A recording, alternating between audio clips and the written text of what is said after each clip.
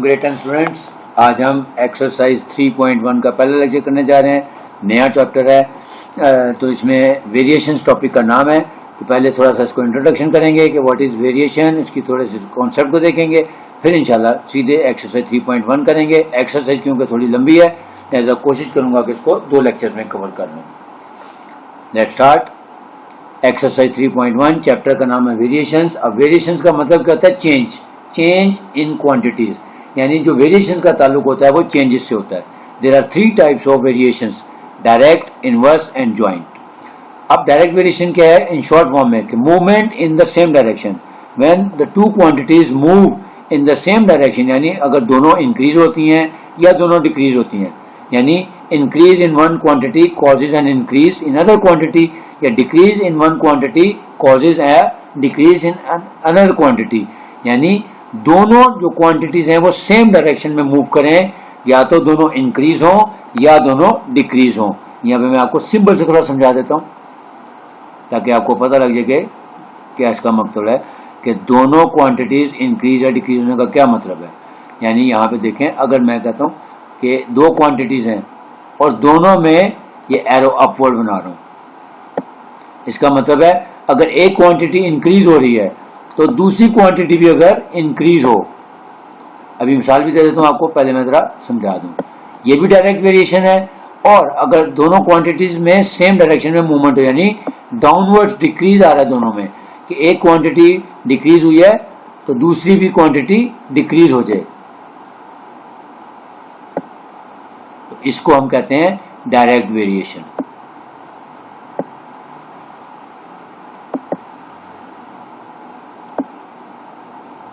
ये ठीक हो गया। अब इसको समझाता हूँ। मिसाल के तौर पे जब हम क्वांटिटी ज्यादा परचेज करेंगे तो हमें ज्यादा पैसे पे करने पड़ेंगे। इसी तरह जब हम किसी चीज की क्वांटिटी कम परचेज करते हैं तो हमें कम पैसे देने पड़ते हैं।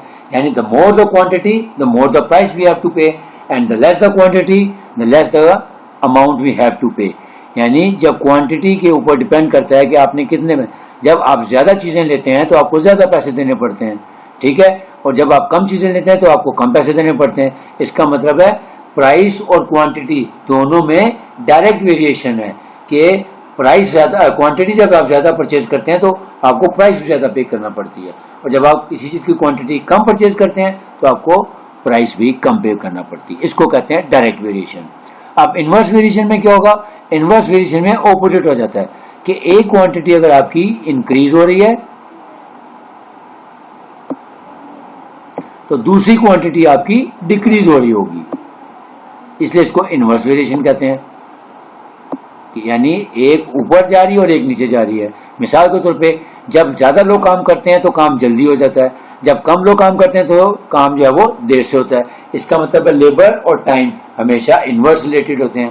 मिसाल के तौर पे अगर एक दीवार है उसको आपने 5 दिन में कंप्लीट करना है, अगर उसको 5 दिन में अगर आप 2 मजदूरों से कवर करवाएंगे तो ऑब्वियसली 2 मजदूर जो है उस दीवार को बनाएंगे, लेकिन ज्यादा टाइम लगेगा। वही काम अगर आप 2 की बजाय 8 मजदूरों से करवाएंगे तो काम जल्दी हो जाएगा। इसका मतलब है लेबर और टाइम में इनवर्स रिलेशनशिप होता है, इसलिए वो इनवर्स वेरिएशन होती है लेबर और टाइम में, जबकि प्राइस और क्वांटिटी में डायरेक्ट वेरिएशन होती है। और तीसरी चीज है हमारी ज्वाइंट वेरिएशन। ये मिक्सचर है। मिक्सचर का मतलब है इसमें दोनों पॉसिबल हो सकती हैं, यानी 2 से ज्यादा वेरिएबल्स इन्वॉल्व होंगे। एक तो सबसे पहले इसमें वेरिएबल जो है वो 2 से ज्यादा होंगे, क्योंकि जो इनवर्स और डायरेक्ट है इसमें भी 2 ही वेरिएबल होते हैं ना, क्योंकि 2 क्वांटिटीज हो रही है, एक इंक्रीज हो रही है। इसका था इसमें कम से कम 2 वेरिएबल चाहिए, इसमें भी 2 चाहिए। जो ज्वाइंट वेरिएशन में उसमें 2 से ज्यादा वेरिएबल्स होती हैं। अब उनका आपस में रिलेशनशिप कैसे होगा? वो डायरेक्ट भी हो सकता है, खाली इनवर्स भी हो सकता है, और मिक्सचर भी, यानी डायरेक्ट और इनवर्स दोनों हो सकता है। इसके जब हम क्वेश्चन करेंगे तभी आपका कॉन्सेप्ट क्लियर हो जाएगा। उसके बाद मैंने लिख दिया डेफिनेशन शॉर्ट फॉर्म में कि movement in same direction means more quantity more price and vice versa. Vice versa का मतलब है इसके ऑपोजिट ऐसे चले कि अगर मोर क्वांटिटी है तो मोर प्राइस, तो कम क्वांटिटी में कम प्राइस, इसको वाइस वर्सा कहते हैं। और फिर ये ऑपोजिट डायरेक्शन में हूँ, जैसे लेबर, यानी मोर लेबर होगी तो टाइम कम लगेगा, और अगर लेबर कम होगी तो ज्यादा टाइम लगेगा। ये इनवर्स की एग्जांपल है। उसके बाद है ratio, comparison of 2 alike quantities, यानी हमेशा याद रखें जो रेशियो है वो हमेशा 2 एक जैसी کوانٹیٹیز کے کمپیریزن کا نام ہے. یعنی جب بھی ہم نے کمپیئر کرنا ہے تو دو الائک کوانٹیٹیز یعنی سیم کوانٹیٹیز سیم نیچر ہونا چاہیے. اس کو ڈینوٹ کیا جاتا ہے A/B سے یا A/B یعنی فریکشن میں بھی لکھا جا سکتا ہے. A جو ہے ہمارا اینٹیسیڈنٹ کہلاتا ہے اور B جو ہمارا اس کا کانسیکوینٹ کہلاتا ہے. اور امپورٹنٹ بات کہ ریشو ہیز نو یونٹ, اس کا کوئی یونٹ نہیں ہوتا. مثلا اگر ہم 2:3 لکھیں گے تو اس کو 2:3 یا 2/3 لکھا جائے گا یا 0.67 لکھا جائے گا, اس کے ساتھ کوئی یونٹ نہیں لکھا جائے گا کہ اس کا کوئی میجرمنٹ نہیں ہوتی. ٹھیک ہو گیا. پھر proportion, equality of two ratios is called proportion. یہ بھی آپ بچپن میں پڑھتے آ رہے ہیں. یعنی اگر دو ریشو دی ہیں A/B اور C/D تو یہ پروپورشن کا سائن ہے, تو اس کو اکویلٹی کو بھی کہتے ہیں. یعنی جب ہم اس کو فریکشن فارم میں لکھیں گے تو اس کو لکھا جائے گا A/B = C/D. اس کو کہتے ہیں پروپورشن. تو ہماری جو پہلی ایکسرسائز کا تعلق ہے وہ ڈائریکٹ, انورس ویریشن, پروپورشن اور ریشو سے ہی ہے. اب ہم ایکسرسائز کی طرف چلتے ہیں. Question number 1, express the following as A/B and as a fraction in the simplest form. یعنی سمپلسٹ فارم میں لکھنا ہے, اس کو ریشو کی فارم میں بھی لکھنا ہے اور فریکشن کی فارم میں بھی. فریکشن کی فارم میں تو آپ کو پتہ ہے ہمیں کٹنگ ہی کرنی ہوتی ہے. نئی چیز جو ہے وہ A/B, وہ میں آپ کو سکھاؤں گا, لیکن پہلے پارٹ میں دونوں طریقے آپ کو سکھا دیتا ہوں. ₹750 اور ₹1250. یاد رکھنا ہے ہمیشہ یہ پہلی ٹرم آپ کا اینٹیسیڈنٹ ہے اور یہ ہمارا کانسیکوینٹ ہے. تو ہمیشہ اینٹیسیڈنٹ پہلے آئے گا, کانسیکوینٹ بعد میں آئے گا. اور جب ہم اس کو فریکشن میں لکھیں گے تو اینٹیسیڈنٹ ہمیشہ نیومریٹر میں آئے گا اور کانسیکوینٹ ہمیشہ ڈینومینیٹر میں آئے گا. یہ دیکھیں, اس کو ہم لکھیں گے ₹750 ریشو ₹1250, یا اس کو فریکشن میں لکھیں گے 750 ڈیوائڈیڈ بائی 1250. اب ایک سب سے امپورٹنٹ بات اور دیکھنی کہ ریشو کا میں نے کہا کوئی یونٹ نہیں ہوتا. ٹھیک ہے, اس کا مطلب ہے وہ اس کی وجہ کرنے لگا کہ یونٹ کیوں نہیں ہوتا. یہ دیکھیں, پہلے ہم اس کو ڈویژن میں دیکھ لیتے ہیں. اب دیکھیں اوپر اور نیچے دونوں میں, ڈینومینیٹر میں بھی روپیز لکھا ہوا ہے اور نیومریٹر میں بھی, تو روپیز سے کینسل ہو گیا. اس کا تو ہمارے پاس کیا رہے گا, صرف نمبر 750 اوور 1250. اب اس کی کٹنگ کرنی ہے, سمپلسٹ فارم میں لائیں گے, 0 سے کٹ کر دیا پہلے ہم نے. اب ہمارے پاس کیا رہ جائے گا, جو باقی رہ گیا وہ رہ گیا 75 اوور 125. اب اگین اس کی میں کٹنگ کر رہا ہوں. ویسے تو آپ کیلکولیٹر بھی یوز کر سکتے ہیں. آپ کیلکولیٹر پہ لکھیں 75 ڈیوائڈیڈ بائی 125, تو کیلکولیٹر آپ کو خود ہی فریکشن میں آنسر بتا دے گا. اس کا آنسر آ جائے گا, یعنی اوپر آ جائے گا 3 اور نیچے آ جائے گا ہمارے پاس 5. تو دیکھیں 3/5 یہ ہے اس کی فریکشن فارم. اب آتے ہیں ہم ریشو کی فارم میں اس کو کیسے کریں گے. ٹھیک ہے, واپس چلتے ہیں ذرا. سب سے پہلے ریشو میں بھی آپ نے یہ دیکھنا ہے کہ کیا دونوں کا یونٹ سیم ہے. اگر یونٹ سیم ہے تب ہم کٹنگ کریں گے, اگر یونٹ سیم نہیں ہے تو پہلے یونٹ کو سیم کیا جائے گا اس کے بعد. اب کیونکہ ان دونوں کا یونٹ سیم ہے لہٰذا جیسے ہی دیکھیں یہاں میں نے روپیز سے کٹ کر دیا تھا تو یہاں پہ بھی روپیز سے کٹ ہو جائے گا کیونکہ دونوں کا یونٹ سیم ہے. ٹھیک ہو گیا. اب جو نمبر آئے گا اس کو نیچے لکھ لیں گے, 750 ریشو 1250. اب اگین وہی, یہاں سے ایک 0 کٹ کر دیں, ایک 0 یہاں سے کٹ کر دیں.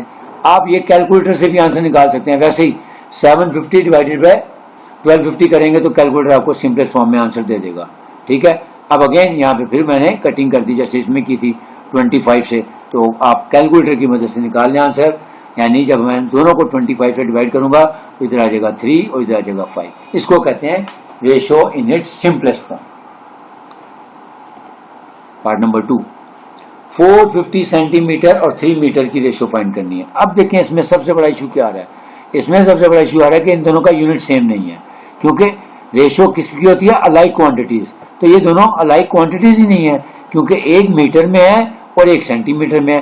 لہذا پہلے دونوں کو یا تو میٹر میں کریں یا سینٹی میٹر میں کریں, اس کا کنورژن لے لکھیں. Since 1 matter is equal to 100 centi metre. اب یاد رکھنا ہے کہ یہ بڑی کوانٹٹی ہوتی ہے, اسمال کوانٹٹی. جب بڑی سے چھوٹی میں جاتے ہیں تو ہمیشہ ہمیں ملٹیپلائی کرنا چاہیے. تو یہی آسان ہوتا ہے کہ بڑی کو چھوٹی میں کنورٹ کر لیتے ہیں, کیونکہ 1 میٹر کو اب ہم یہ دیکھیں 450 سینٹی میٹر یہ ایز اٹ از رہنے دیں گے, اور 3 میٹر جو ہے اس کو ہم سینٹی میٹر میں کنورٹ کر لیتے ہیں. تو پہلے لکھیں 450 سینٹی میٹر ریشو 3 میٹر. اب یہ تو سینٹی میٹر میں ایز اٹ از آ جائے گا. اب اس کو میٹر کے بجائے میں ملٹیپلائی کر دوں گا 100 سینٹی میٹر سے, تو یہ ہو جائے گا 3 ملٹیپلائڈ بائی 100 سینٹی میٹر. اب یہ ہو گیا 450 سینٹی میٹر اور یہاں پہ آ جائے گا 300 سینٹی میٹر. اب دیکھیں دونوں کا یونٹ سیم ہو گیا. جب یونٹ سیم ہو جائے گا اس کا مطلب اب یونٹ سے کینسل ہو جائے گا, یعنی سینٹی میٹر کو کٹ کر دے گا اگر ہم اس کو فریکشن میں لکھیں گے, لیکن ہم نے اس کو ریشو کی فارم میں کرنا لہذا یہاں پہ کٹ کر کے دکھا دیں گے. اب آپ آگے آپ کے پاس 450 اوور 300 0 پھر کٹ کر دیا, یہ ایک 0 ادھر سے کٹ کر دیا میں نے اور ایک اینڈنگ 0 ادھر سے بھی کٹ کر دیا. اب ہمارے پاس رہ گیا 45 اور 30. اب دونوں کو 5 کے ٹیبل سے کٹنگ کر دیں, 5 9 اور 5 6 یعنی اور پھر 15 سے کٹنگ کر دیے, 15 3 اور 15 2. آپ پہلے 5 سے کر لیں اس کے بعد پھر 3 سے کر لیں, تبھی بات صحیح ہے. یا ڈائریکٹ کیلکولیٹر سے لکھ دیں 45 ڈیوائڈیڈ بائی 30 تو آپ کے پاس 3/2 آ جائے گی ریشو. تو یا آپ ڈائریکٹ 450 اوور 300 کریں گے تب بھی 3:2 آئے گا, تو آپ کے مارکس ڈیڈکٹ نہیں ہوں گے. Next part number 3.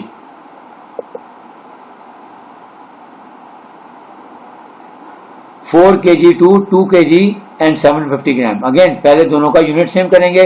اب ہمیں پتا ہے کہ 1 kilo gram is equal to 1000 gram ہوتا ہے, تو کلو گرام کو گرامز میں کنورٹ کریں گے. بڑے سے ہمیشہ چھوٹے میں جانا ہے آپ نے. تو 4 kilo gram ratio 2 kilo gram and 750 gram. کیونکہ یہ 4 کلو گرام ہے تو اس کو 4 کو 1000 سے ملٹیپلائی کریں گے تاکہ گرامز بن جائے. سملرلی یہ 2 کلو گرام ہے, اس کو 2 کو 1000 سے ملٹیپلائی کریں گے. یہ آلریڈی 750 گرام ہے تو یہ اس میں ایڈ ہو جائے گا, یعنی گرام کو کلو گرام میں ایڈ کر دیں گے. ٹھیک ہے, کیسے یہ دیکھیں 1 کلو گرام کی جگہ 1000 گرام آ گیا, تو 4 ملٹیپلائی 1000 گرام, پھر ریشو 2 کلو گرام یعنی 2 ملٹیپلائی 1000 یہ بھی گرام ہو گیا. یہ کیونکہ پہلے سے گرام میں تھا تو اس کو اس میں ایڈ کر دیں گے پلس 750 گرام. اب ہم یہاں پہ کیلکولیٹر بھی یوز کر سکتے ہیں. 4 ملٹیپلائی 1000 ہو جائے گا 4000 گرامس, ریشو یہ ہو گیا 2000 اور پلس 750 یعنی 2750 گرامس ہو گیا. اب دونوں کا یونٹ سیم ہو گیا لہٰذا ہم گرام کو گرام کے ساتھ پہلے کٹ کر دیں گے اور جو نمبر ہے اس کی کٹنگ کریں گے کیلکولیٹر کی مدد سے یا مینولی, جس طرح مرضی آپ کر لیں, لیکن کیلکولیٹر الاؤڈ ہے تو آپ کیلکولیٹر سے کیا کریں.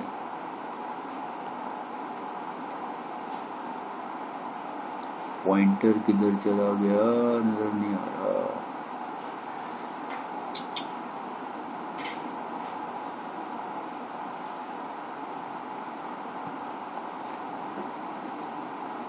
سوری پوائنٹر دکھائی نہیں دے رہا, پھر میں دوبارہ لے لیتا ہوں.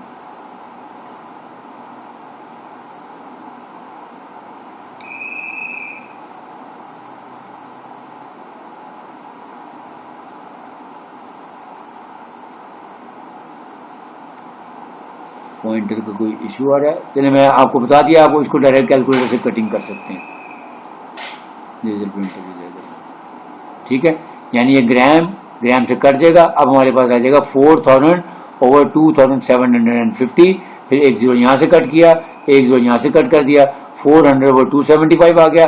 آپ ڈائریکٹ کیلکولیٹر پہ لکھ رہے ہیں 400 ڈیوائڈیڈ بائی 275, جو آنسر فریکشن میں آئے گا وہ آپ آنسر لکھ دیں 16:11. Next part number 4. 27 minute 30 second اور 1 آور. اب یہاں پہ پہلے دیکھیں 1 آور is equal to 60 minutes. M آئی لکھ دیے, ایم آئی ہے. اگر پوائنٹر اب تنگ نہ کرے تو پوائنٹر مل گیا.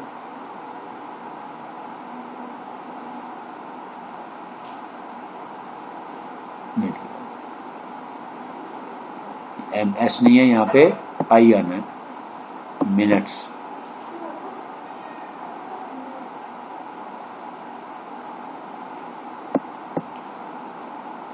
ٹھیک ہو گیا, یعنی 1 آور میں 60 منٹس ہوتے ہیں اور 1 منٹ میں 60 سیکنڈ ہوتے ہیں اور 1 آور میں 3600 سیکنڈ ہوتے ہیں. یہ آپ نے ڈائریکٹ یاد کرنا ہے کیونکہ جب 60 کو 60 سے ملٹیپلائی کریں گے تو 3600 آتا ہے.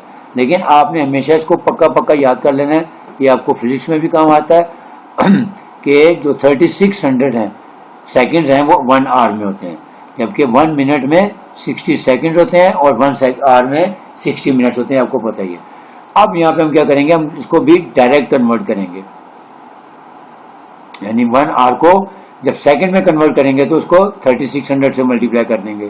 جب منٹس کو سیکنڈ میں کریں گے تو 27 کو 60 سے ملٹیپلائی کریں گے, اور یہ سیکنڈ پہلی سیکنڈ ہے جیسا یہ ایز اٹ از آ جائے گا, اس میں ایڈ ہو جائے گا. ٹھیک ہو گیا, یہ دیکھیں 27 منٹ 30 سیکنڈ ریشو 1 آور. अब 27 मल्टीप्लाइड बाय 60 करेंगे ताकि सेकंड बन जाए, तो 27 मल्टीप्लाइड बाय 60 सेकेंड्स, ठीक हो गया, क्योंकि मैंने कहा हमेशा छोटे से बड़े में जाना है। ये देखें 27 को 60 से मल्टीप्लाई कर दिया सेकेंड, ये ऑलरेडी सेकेंड थे लिहाजा इसको चेंज नहीं करेंगे, ये इसमें ऐड हो जाएगा। और 1 आवर को 3600 से मल्टीप्लाई किया ताकि वो सेकंड्स बन जाए। अब हमारे पास डाटा सेकंड्स में आ गया। अब देखें सेकंड सेकंड दोनों हो गए, इसको कैंसिल कर देंगे, ये सेकंड इस सेकंड से कैंसिल हो गया। अब जो हमारे पास वैल्यू आ गई 1650 डिवाइडेड बाय 3600, इसको कैलकुलेटर से आंसर निकाल लें तो 165/360, या आप अगर डायरेक्ट कैलकुलेटर निकालेंगे तो 11/40 11/24 आंसर आ जाएगा। Next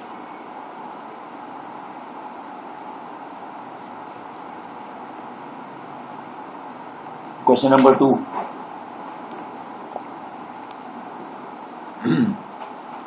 in a class of 60 students 25 students are girls and remaining boys, यानी एक क्लास है जिसमें टोटल 60 स्टूडेंट है जिसमें 25 गर्ल्स हैं, तो बॉयज कितने होंगे ये पूछा है और फिर रेशियो निकालनी है। तो पहले हम देख रहे हैं टोटल स्टूडेंट्स हमारे पास कितने 60, नंबर ऑफ गर्ल्स हैं 25, तो नंबर ऑफ बॉयज कितना आ जाएगा 60 - 20 एंड 35 बॉयज हो जाएंगे। अब रेशियो किसकी लेनी है, बॉयज टू टोटल स्टूडेंट्स, तो पार्ट 1 में पहले बॉयज देख रहे हैं, बॉयज हमारे पास 35, रेशियो स्टूडेंट्स हैं 60, तो 35 और 60 की कटिंग कर दें कैलकुलेटर की मदद से, तो 5 7 और 5 12। फिर बॉयज टू गर्ल्स, तो बॉयज हमारे पास 35 और गर्ल्स हैं हमारे पास 25। अब इसकी भी 5 से कटिंग करते हैं तो 7/5 आंसर आ जाएगा।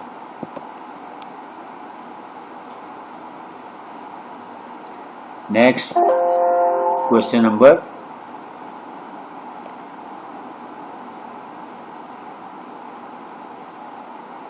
Question number 3,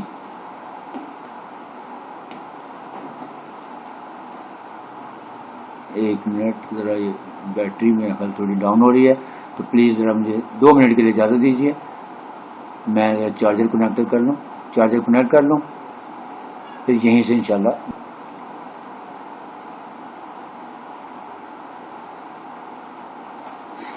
sorry, charger battery down हो गई थी तो मैंने कहा बंद हो जाए, इसलिए मैंने 2 मिनट के चंद सेकंड के लिए पॉज कर दिया था। एनी हाउ क्वेश्चन नंबर 2 हो गया। अब हम चलते हैं क्वेश्चन नंबर 3 की तरफ, वापस स्लाइड पे चलते हैं। Question number 3, very important question. If 3 × 4x - 5y = 2x - 7y, find the ratio x to y, यानी x और y की रेशियो फाइंड करनी है जबकि हमें ये इक्वेशन दी हुई है। ठीक है, बहुत आसान सवाल है, लेकिन फिर भी आपको टेक्निक अच्छी आनी चाहिए ताकि आपको पता लगे कि इस तरह के सवाल को कैसे करना है। सबसे पहले इन दोनों को दोबारा रीराइट करें और अब इसको एक्सपेंड कर लें, यानी 3 से इन दोनों को मल्टीप्लाई कर दें, तो 3 4 12x - 3 5 15y = 2x - 7y। अब यहाँ से गधे घोड़े लहदा कर लें, यानी x को लेफ्ट पे ले आए, y को राइट साइड पे ले जाता हूँ। तो ये देखें, ये 12x था, ये 2x इधर पॉजिटिव था, इधर आके माइनस हो गया, और ये -15y था, इधर आके +15y हो गया। अब 12x - 2x करेंगे तो 10x, और -7 + 15 किया तो 8y। अब यहाँ पे इंटरेस्टिंग चीज क्या है, वो है कि हमने देखना है कि रेशो क्या है हमारी, x रेशो y। इसका मतलब है ये एंटीसीडेंट है और ये कॉन्सिक्वेंट है, तो एंटीसीडेंट हमेशा ऊपर होना चाहिए और कॉन्सिक्वेंट हमेशा नीचे होना चाहिए, इसलिए आपको बताया था।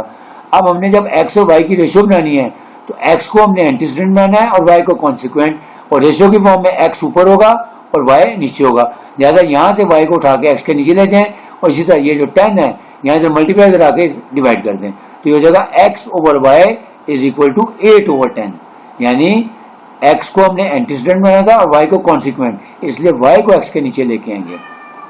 सिमिलरली यहाँ पे 8 हमारा न्यूमरेटर में रहेगा, क्योंकि x का कोएफिशिएंट यहाँ मल्टीप्लाई हो रहा था, तो जब डिवाइड होगा तो इधर आ जाएगा। अब हमारे पास आ गया x/y = 8/10। अब हम इसको रेशियो की फॉर्म में लिख लेंगे, तो ये हो जाएगी x/y, और इसको कर देंगे 4/5। क्यों? क्योंकि इसकी कटिंग हो रही है, तो दोनों को हमने 2 के टेबल से इसकी कटिंग कर देते हैं, या दोनों को 2 से डिवाइड कर देते हैं।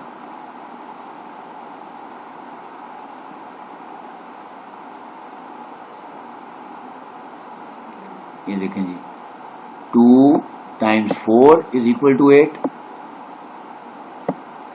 And 2 times 5 is equal to 2 times 5 is equal to 10. So x ratio y is equal to 4 ratio 5. ठीक है, यहाँ पे समझने वाली बात सिर्फ ये थी कि एक्सपैंड करने के बाद आपने देखना है कि एंटीसीडेंट हमने किसको बनाना था, x को या y को, क्योंकि हमने x को एंटीसीडेंट बनाना था, लिहाजा हमने x को ऊपर रखना है और y को नीचे.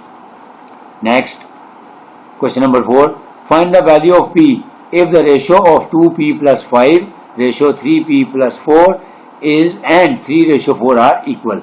अब इस तरह के क्वेश्चन में जब भी आपने एक बात और याद रखनी है, जो कॉन्सेप्ट आपको देना है वो आपने माइंड में उठाते जाना है कि जब भी आपको दो रेशियोज इक्वल दी होंगी तो हमेशा इसको प्रोपोर्शन बना के करना है, और प्रोपोर्शन वाले क्वेश्चन को हमेशा हमने क्रॉस प्रोडक्ट रूल से करना है.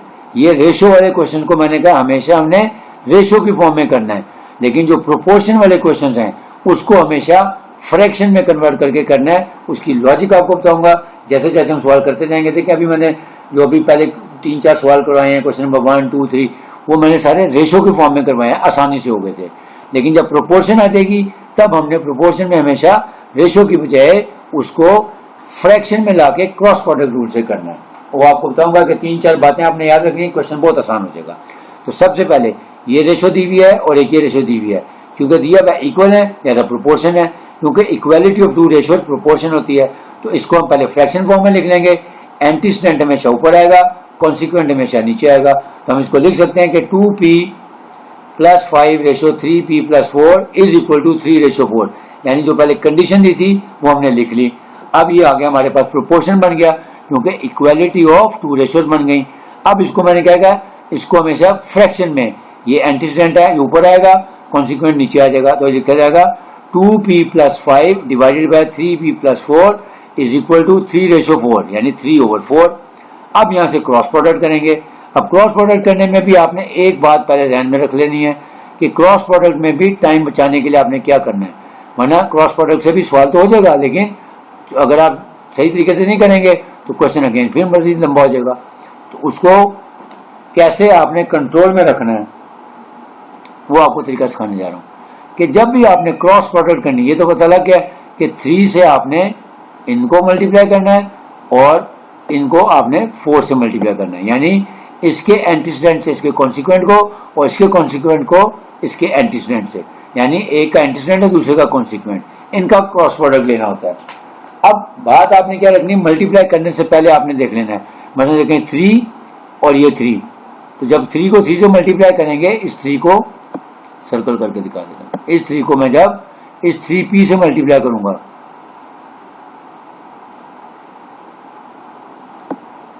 ये हो जाएगा 3 3 9p.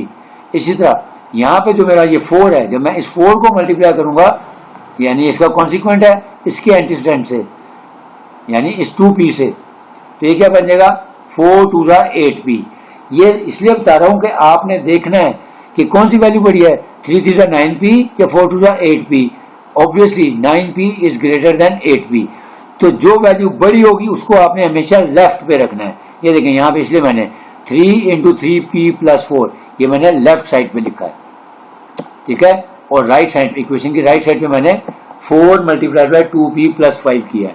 अब इसकी लॉजिक क्या है, इसकी लॉजिक यही है कि आपके स्टेप्स बचाने, आपका टाइम बचाना है, क्योंकि अगर आप इस चीज का ध्यान नहीं रखेंगे तो क्या होगा, छोटी टर्म लेफ्ट पे आ जाएगी, बड़ी राइट पे चली जाएगी. तो जब हम उन दोनों को कंबाइन करेंगे एक जगह पे तो बड़ी टर्म जो है वो माइनस में चली जाएगी, छोटी प्लस की होगी. फिर उस माइनस को खत्म करने के लिए हमें 1-2 स्टेप्स और लेना पड़ेंगे. लेकिन अगर आप ये चीज रखें कि जो बड़ी वाली टर्म है वो लेफ्ट पे पहले रख लें और छोटी बाद में रख लें, तो जब आप उनको एक जगह इकट्ठा करेंगे तो आपका आंसर खुद ब खुद पॉजिटिव आ जाएगा. ठीक हो गया, समझ आ गई है? अगर आप कहते हैं तो मैं इसको मिटा दूं या यहीं से कंटिन्यू करते हैं. आप ये इसको मल्टीप्लाई करें, 3 3 9p प्लस 3 4 12, और राइट हैंड साइड पे आ जाएगा 4 2 8p प्लस 4 5 20. अब यहाँ पे देखें, p को एक तरफ इकट्ठा कर लें 9p, ये प्लस 8p है, इधर आके माइनस 8p हो जाएगा, और ये प्लस 12 है, उधर जाके माइनस 12 हो जाएगा. अब देखें खुद ब खुद आंसर आ गया, 9p माइनस 8p करेंगे तो p आ जाएगा. So p is equal to 20 minus 12 क्या 8 आ गया. ये आसान तरीन तरीका है.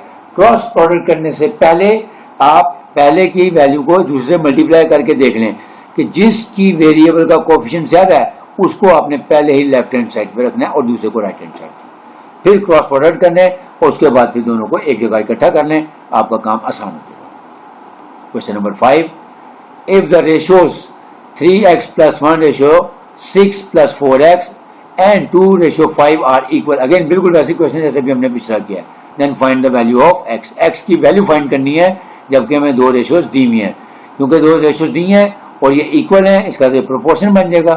تو گیون ریشو پہلے لکھ لی 3x plus 1 ratio 6 plus 4x is equal to 2 ratio 5، کیونکہ بتایا کہ دونوں ریشو ایکول ہیں، تو جب ایکول ہیں تو اس کو ہم ایکول پٹ کر دیں گے۔ اب یہ کیا بن گیا ہمارا پروپورشن، کیونکہ دو ریشیوز ہو گئی، ایکویلٹی آف ریشیوز پروپورشن ہے، تو اب اس کو فریکشن میں کنورٹ کر لیں، یعنی اینٹیسیڈنٹ اوپر آ گیا، کانسیکوینٹ نیچے آ گیا۔ اب یہاں سے کراس پروڈکٹ کرنی ہے ہم نے، کراس پروڈکٹ کا ابھی جو رول آپ کو سکھایا ہے، اب دیکھیں بار یہی رول آپ کے سامنے آتے رہیں گے پورے چیپٹر میں، تو جو چیز ابھی آپ نے سیکھ لی وہ آپ کے پورے چیپٹر میں کام آئے گی۔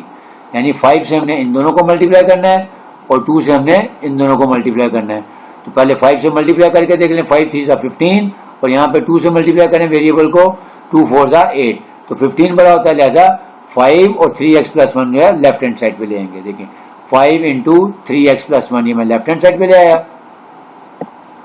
اور 2 into 6 plus 4x وہ رائٹ ہینڈ سائڈ پہ آ گیا۔ اب اس کو ملٹیپلائی کر کے ایکسپینڈ کر دیں، 5 3 15x plus 5 1 5 اور پھر 2 6 12 plus 2 4 8x۔ اب گدھے گھوڑے علیحدہ کر لیں، x کو لیفٹ پہ اور کانسٹنٹ کو رائٹ پہ، تو 15x یہ پلس 8x تھا، یہ ادھر آ کے مائنس 8x ہو گیا، اسی طرح یہ پلس 5 تھا ادھر جا کے مائنس 5 ہو گیا۔ اب 15 مائنس 8 کریں گے تو 7x آ جائے گا، 7x is equal to 12 minus 5 ہو گیا 7، so x is equal to 7 divided by 7، یعنی 7 1 7، کٹنگ ہو جائے گی، 7 1 اور یہ بھی 7 1، تو جب کٹنگ کرتے ہیں اوپر نیچے رکھتے تو ہمیشہ آنسر 1 آتا ہے، تو 1 1 1، x is equal to 1 آ گیا۔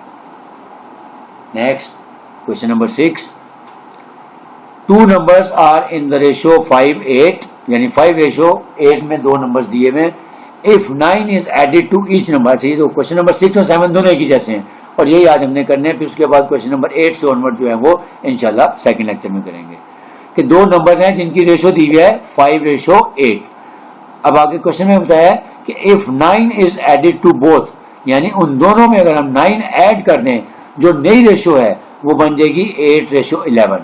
فائنڈ دا نمبرز، کہ وہ کون سے دو نمبر ہیں جو پہلے 5 اور 8 کی ریشو میں تھے، لیکن جیسے ہم ان میں 9 ایڈ کر دیں گے اور جب اس کی نئی ریشو نکالیں گے تو نئی ریشو کیا ہو جائے گی 8:11۔ کانسیپٹ ایک ہی ہے، دونوں سوالوں کا طریقہ کار ایک ہی ہے کہ جو گیون ریشو ہے وہاں سے سٹارٹ لیں گے، لکھیں گے let the numbers are 5x and 8x، یعنی جو ریشو دی ہوئی ہے ان دونوں کے ساتھ x لگا دیں، بس یہ کرنا آپ نے۔ Let the required numbers are یا let the required numbers be 5x and 8x، یعنی جو گیون ریشو ہے ان دونوں کو x سے ملٹیپلائی کر دیا۔ اب لکھیں گے according to given condition, condition کیا ہے کہ ان دونوں میں 9 ایڈ کرنا ہے، یعنی 5x plus 9 اور پھر 8x plus 9، جو ریشو آئے گی اس کو کس کے اکول پٹ کر دینا ہے، نیو ریشو 8:11، تو لکھیں گے 5x plus 9 ratio 8x plus 9 is equal to 8:11، یعنی 5x اور 8x میں 9 ایڈ کر دیا، جو نئی ریشو آئے گی وہ 8:11 کے اکول آ جائے گی۔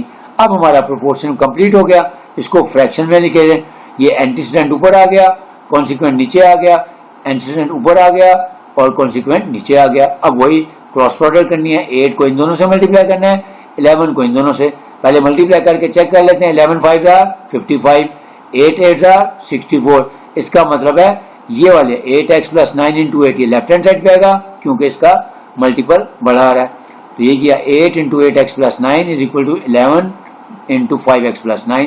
اب 8 سے ان دونوں کو ملٹیپلائی کر دیں، 8 8 64x plus 8 9 72، پھر 11 5 55x plus 11 9 99۔ اب گدے گھوڑے علیحدہ کریں، 55x ادھر آئے گا تو مائنس ہو جائے گا اور یہ پلس 72 ادھر آئے گا تو 99 مائنس 72 ہو جائے گا، تو 64x minus 55x is equal to 99 minus 72۔ اب 64 میں سے 55 کو مائنس کر دیں تو ہمارے پاس آ گیا 9x اور اسی طرح 99 minus 72 کیا تو آ گیا 27۔ اب یہ 9 ادھر ملٹیپلائی اور جا کے ڈیوائڈ کر دیں x इज इक्वल टू 27/9, तो 9 1s are 1 और 9 3s are 27. सो x की वैल्यू आ गई 3. अब उसने ये भी कहा है फाइंड द नंबर्स. अब नंबर हमारे क्या थे, लेट 5x और 8x. तो x की वैल्यू क्या आई है 3. अब यानी x की जगह यहाँ 3 पुट कर दें, यानी 5x यानी 5 टाइम्स 3 15 हो जाएगा, और 8 टाइम्स 3 करेंगे तो 24. तो लिखेंगे hence the numbers are 5x यानी 5 टाइम्स 3 मतलब 15 आ गया, एंड 8x यानी 8 टाइम्स 3 मीन्स 24.